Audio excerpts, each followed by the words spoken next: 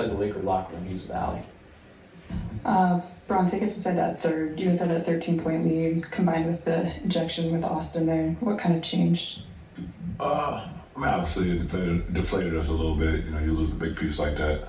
You know, he had every right to you know, argue the missed call. But what he said after that, I don't think it warranted him being kicked out.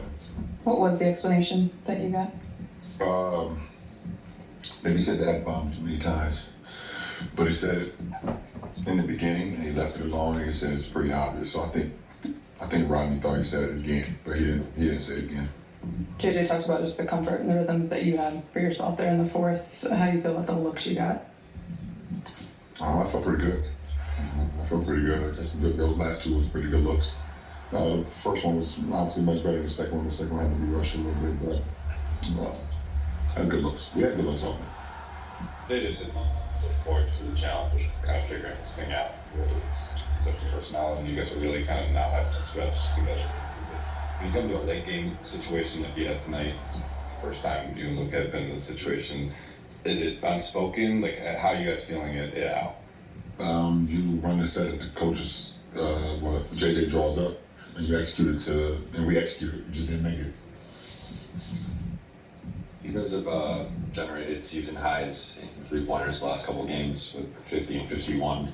What have you liked about the shot quality and just the way that the offense, even as you guys figure things out, has been able to generate a lot of threes? I don't know. You know, I'm not. Don't ask me a 3-point question, please. we generated. We got we did a good job of getting guys great looks. We had great looks. Now just didn't make them. So you've seen the benefits of teams doubling you and Luka and kind of the open shots that creates for your teammates. Yeah, for sure. And that's gonna be it every night. You know, obviously, myself and Luka, we gonna draw so much attention. You know, and myself and Luka, we gonna get double teamed a lot. And our guys gotta be recipients and be ready to shoot, drive, or pass. It's easy. It's easy game like that. It was his third game with the team after a long break, the All-Star break. How did you find him? Like, he had a nice moments in the fourth. He's still not 100%, but he's progressing. Luka?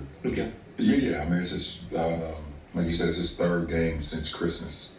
You know, and it's his third game with us in the sense of just trying to.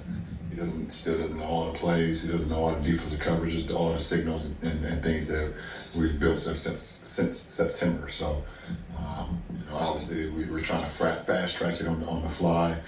He's coming back from his injury. He's getting back into form. So we're all working through it together.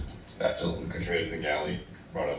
Like you like to say, sometimes you've kind of seen everything in this league, but the Luka trade wasn't something you saw. And then the Williams trade being rescinded, I imagine if you haven't seen two up in your career, you know, I don't know, it hasn't happened since before you were playing. What was it like just to have him on the opposite side of things, that you find yourself attacking him at the rim, finishing the dunk? It wasn't. He was never a teammate. He never stepped into the locker room. We never came, and we never seen him.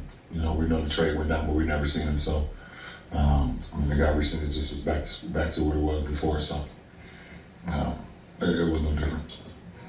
How's your foot doing?